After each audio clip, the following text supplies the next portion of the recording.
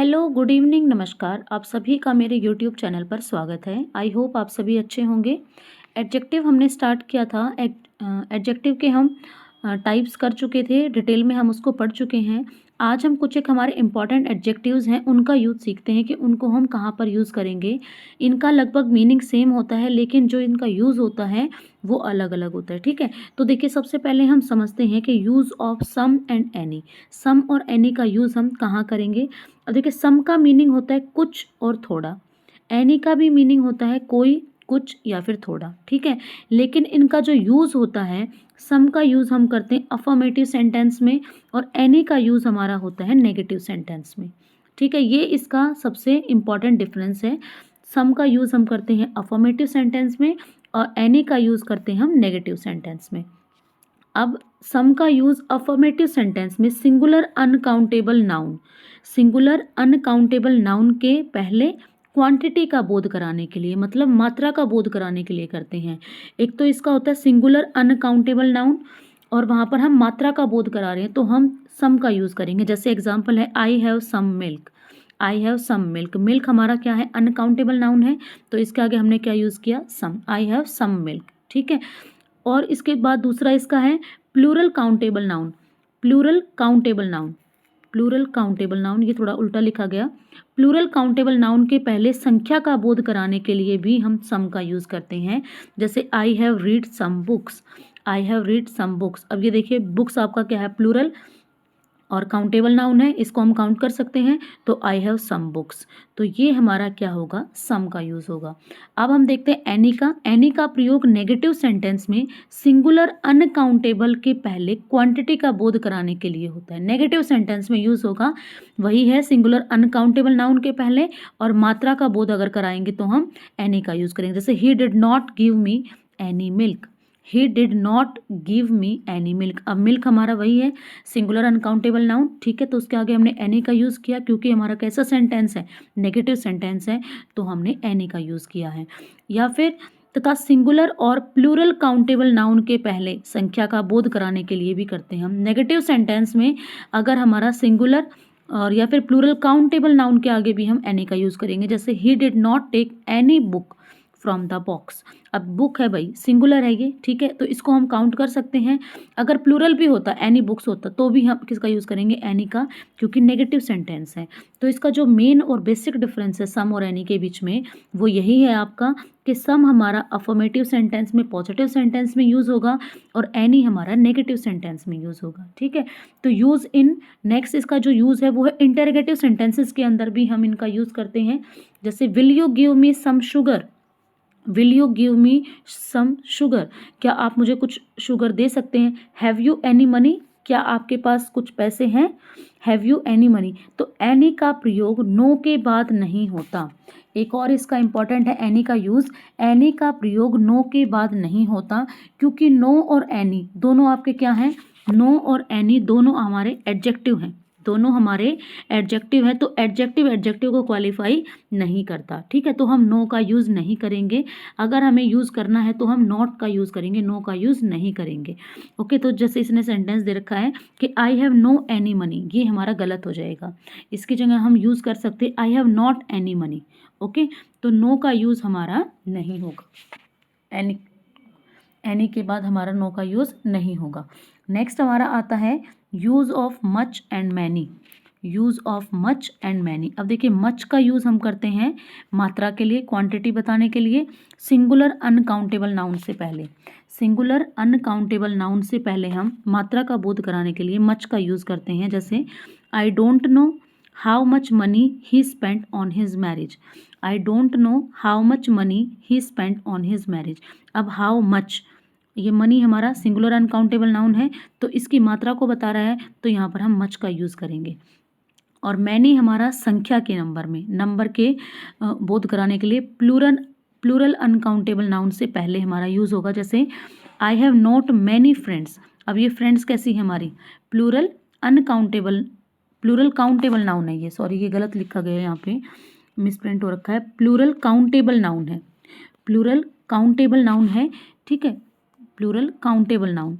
अब जैसे I have not many friends, I have not many friends in the town, इस town में मेरे बहुत सारे फ्रेंड्स नहीं हैं। फ्रेंड्स हमारी कैसी है, काउंटेबल नाउन लेकिन प्लूरल है, तो हम किसका यूज़ करेंगे, मैनी का। और संख्या बताना है, अगर संख्या बताएंगे तो हम मैनी का यूज़ करेंगे, और अगर मात्रा बताएंगे तो हम मच का यूज़ करेंगे।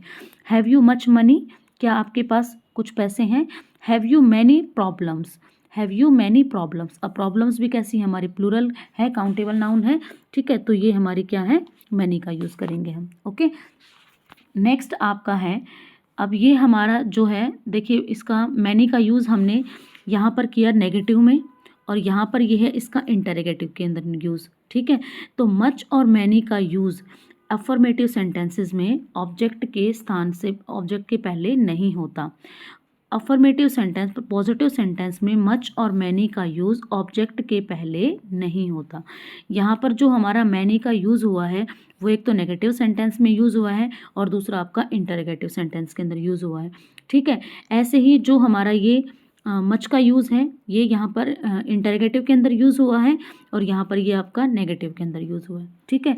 अब इनके पहले यूज़ नहीं होता, ऑब्जेक्ट के पहले यूज़ नहीं होता अफर्मेटिव सेंटेंस में, तो क्या यूज़ होता है, तो मैनी की जगह पर हम a great many of, a good many of, a great number of, great numbers of, प्लेनिटी of, a lot of, a large number of, enough of, इसका यूज़ करेंगे मैनी के जगह, ठीक है।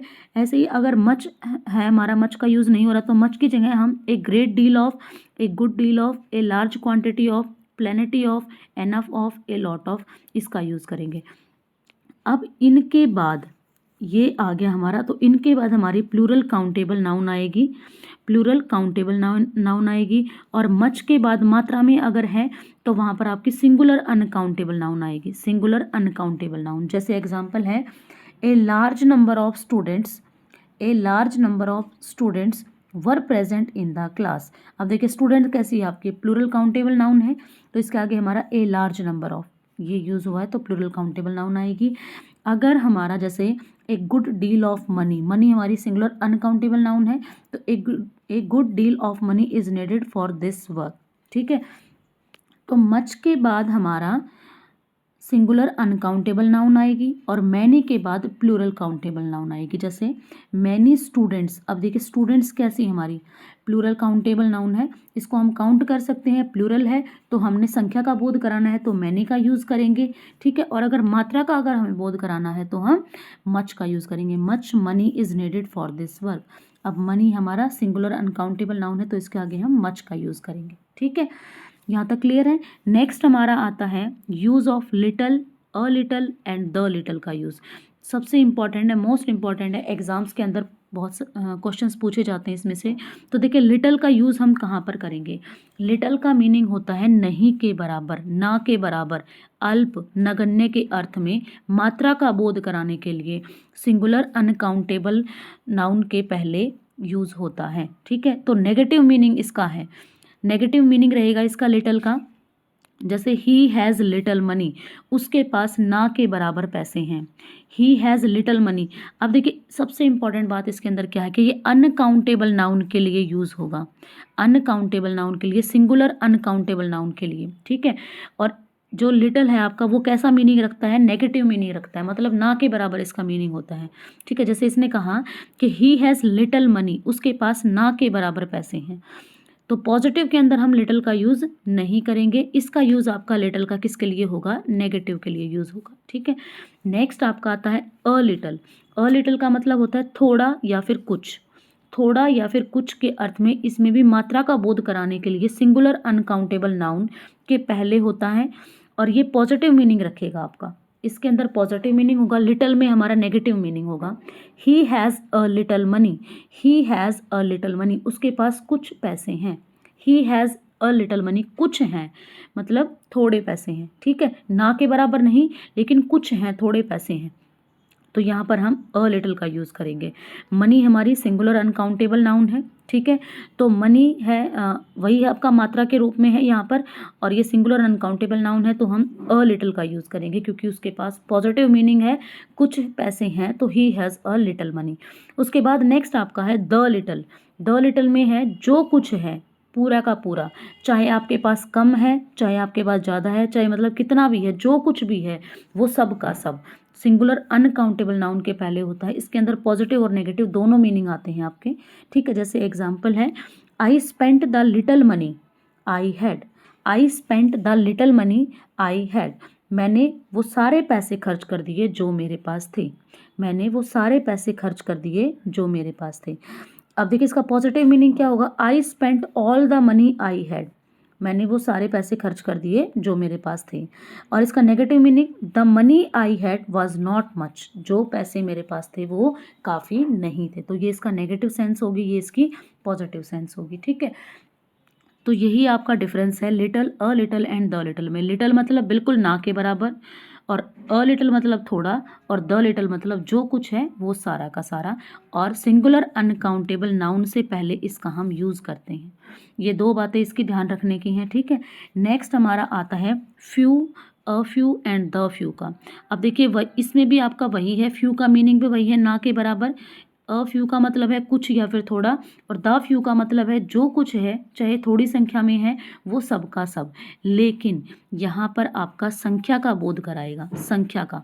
इसमें आपका किसका था, मात्रा का बोध हो रहा था यहाँ पर, ठीक है।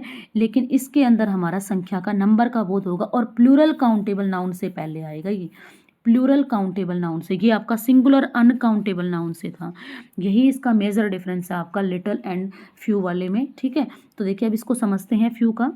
फ्यू का मीनिंग होता है नहीं के बराबर। संख्या, नंबर का बोध कराने के लिए प्लूरल काउंटेबल नाउन का यूज़ करते हैं हम।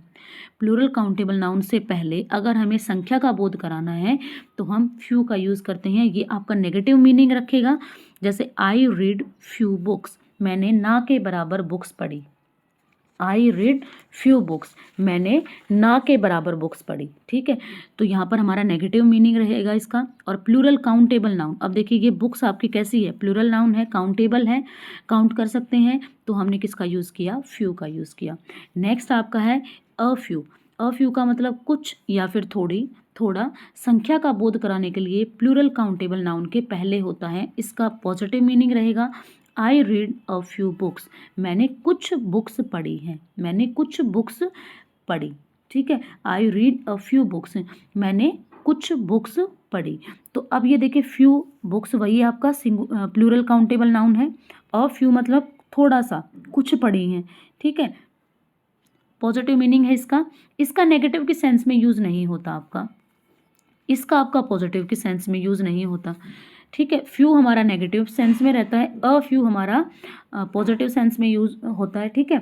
उसके बाद नेक्स्ट आपका आता है द फ्यू। द फ्यू का मीनिंग है जो कुछ है, थोड़ी संख्या में वो सब का सब, ठीक है। और ये प्लूरल काउंटेबल नाउन के पहले यूज होएगा। इसके अंदर आपके पॉजिटिव और नेगेटिव दोनों मीनिंग चलेंगे। जैसे एग्जाम्पल है, I read the few books I had, जो मेरे पास बुक्स थी वो मैंने सब रीड कर ली, जो मेरे पास बुक्स थी वो मैंने सब पढ़ी, ठीक है। I read all the books I had, इसका पॉजिटिव मीनिंग है जो मेरे पास बुक्स थी वो मैंने पढ़ ली। नेगेटिव मीनिंग है, the books I had were not many, जो बुक्स मेरे पास थी वो ज़्यादा संख्या में नहीं थी, ठीक है, वो काफ़ी नहीं थी। तो ये इसका नेगेटिव मीनिंग है, ये इसका पॉजिटिव मीनिंग है। तो अब देखिए इम्पॉर्टेंट क्या है इन दोनों के बीच में। सबसे पहले ये तो आपका जो लिटिल वाला है ये आपका मात्रा का बोध कराता है, लेकिन फ्यू वाला आपका संख्या का बोध कराता है, ठीक है। और लिटिल में आपका सिंगुलर अनकाउंटेबल नाउन आएगी, लेकिन फ्यू के अंदर हमारी प्लूरल काउंटेबल नाउन आएगी। इसमें हमारी अनकाउंटेबल नाउन चलेगी सिंगुलर, और इसमें हमारी काउंटेबल नाउन चलेगी, ठीक है। तो ये आपका डिफरेंस है फ्यू और लिटिल के। नेक्स्ट आपका है लास्ट, ऑल एंड होल के बीच में हमारा क्या डिफरेंस रहेगा। ऑल एंड होल के बीच में, अब देखिए ऑल का मीनिंग होता है सब या सब के सब, मतलब पूरा का पूरा, ठीक है। प्लूरल काउंटेबल नाउन और सिंगुलर अनकाउंटेबल नाउन के पहले यूज होता है। जैसे I all the books were old, all the books were old, सारी की सारी बुक्स पुरानी थी। अब बुक्स हमारा क्या है, प्लूरल काउंटेबल नाउन है, ठीक है।